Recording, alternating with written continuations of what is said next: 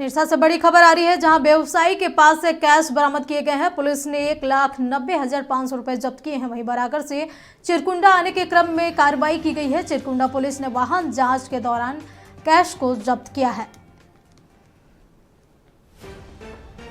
तो बता दें कि निरसा से इस वक्त बड़ी खबर आ रही है, जहां व्यवसायी के पास से कैश बरामद हुए हैं। पुलिस ने 1,90,500 रुपए जब्त किए हैं।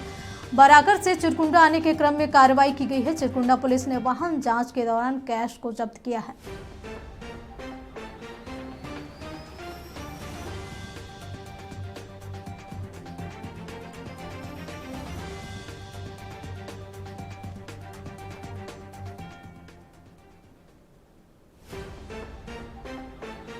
चलिए, इस खबर पर अधिक जानकारी के लिए हमारे सहयोगी बंटी जुड़ चुके हैं। बंटी, जिस तरीके से व्यवसायी के पास से कैश बरामद हुए हैं, पुलिस ने जो कैश बरामद हुए हैं, क्या कुछ इसको लेकर के अपडेट है?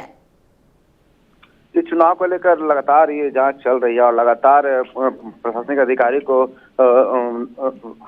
नगद हासिल मिल रही है।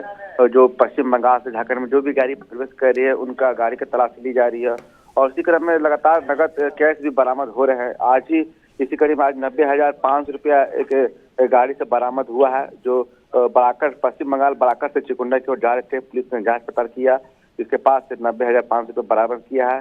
पुलिस ने कैश को जब्त कर आगे की कार्रवाई में जुट गई है।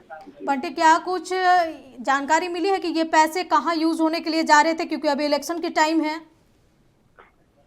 जी, अभी तक अधिकारी ने इस पर कोई विशेष बात नहीं बताई है। उन्होंने कहा कि जो भी रुपये जब्त हो रहे हैं उसकी जांच पता की जा रही है। अगर ये इसकी सही जानकारी मिलेगी या इसके कागजात शो किए जाएंगे तो उनको पैसे को छोड़ दिया जाएगा और ये किसी भी गलत मामले के लिए ये पैसे को ले जाया जा रहा है तो उस पर निश्चित रूप से कार्रवाई होगी, लेकिन ये अभी नहीं पता है कि ये पैसे किस लिए ले जाया जा रहा था।